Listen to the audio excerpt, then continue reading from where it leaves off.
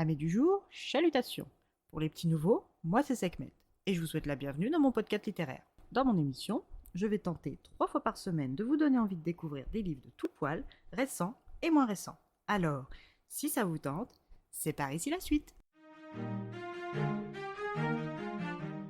Aujourd'hui, je vais vous présenter Alice de Christina Henry, publiée aux éditions 404.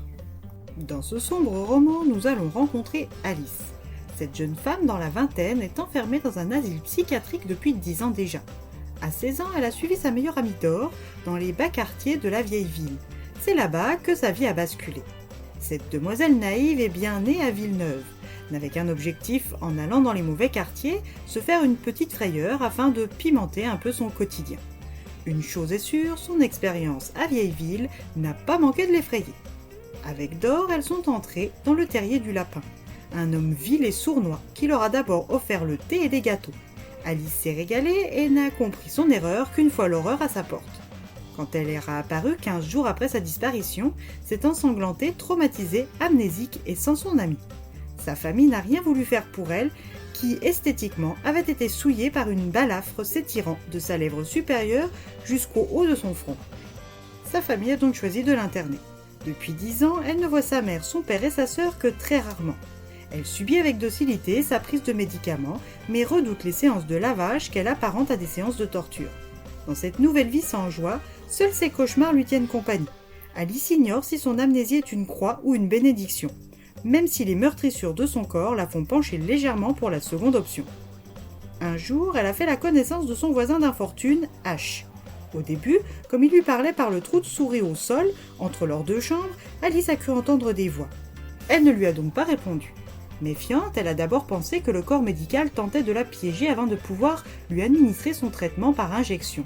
Mais H, qui a vite compris son raisonnement, l'a rassurée. À partir de ce jour, Alice n'a plus jamais été seule et ses sentiments ont grandi pour cet œil gris, cette barbe noire piquetée de blanc et cette voix.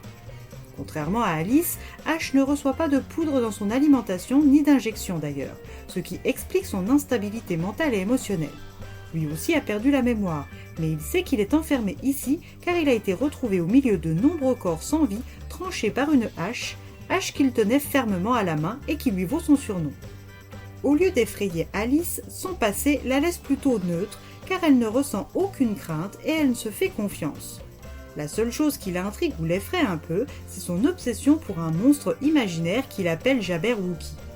Une entité mangeuse de sang et de vie qui serait enfermée dans les sous-sols de l'hôpital. Jusqu'à cette nuit-là, Alice avait toujours cru que H inventait le Jabberwocky. Mais quand un incendie s'est mis à ravager l'asile, que H les a fait sortir de l'établissement, nager dans le fleuve toxique et que sur la rive opposée au bâtiment en feu, elle a vu un monstre s'étirer dans les flammes, elle a commencé à croire en l'existence du fameux Jabberwocky. Depuis qu'ils sont dehors, leur vie est en danger, sans doute plus que quand ils étaient enfermés, mais la liberté est quand même agréable après une décennie de captivité. H veut protéger sa belle Alice, et sa mémoire capricieuse l'aide à retrouver son chemin jusqu'à son passé. Il ignore pourquoi ou comment, mais il est certain qu'en frappant à cette porte, une vieille femme leur portera secours.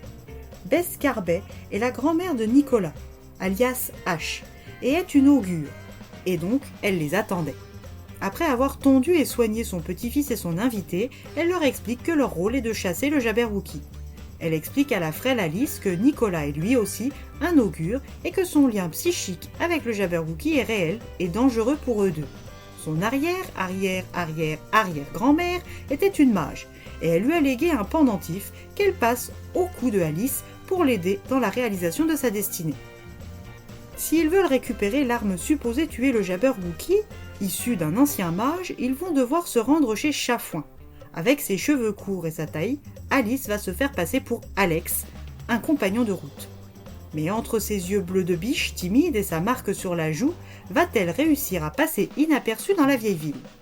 H, qui est prêt à tout pour elle, y compris la tuer pour qu'elle ne soit plus jamais enfermée ou violentée, arrivera-t-il à tenir tête à son ennemi de toujours ? Retrouveront-ils leur passé ? Survivront-ils à leurs démons ? À vous de le découvrir par votre lecture attentive.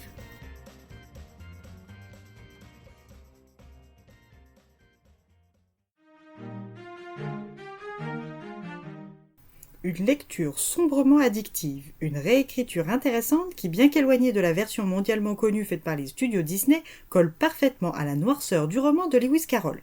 J'ai hâte, au vu de la fin de l'histoire, de pouvoir lire une suite. Et bien voilà, j'en ai fini pour aujourd'hui. J'espère que cet épisode vous aura plu et vous aura donné des nouvelles idées de lecture. Si vous souhaitez découvrir d'autres petits bonbons littéraires tout droit sortis de ma bibliothèque, je vous retrouve le jeudi 14 mai prochain pour un nouvel épisode. Et si d'ici là je vous manque de trop, n'hésitez pas à me rejoindre sur mon compte Instagram @leslecturesdeSekhmet. Sur ce, chalut les amis, et à la prochaine.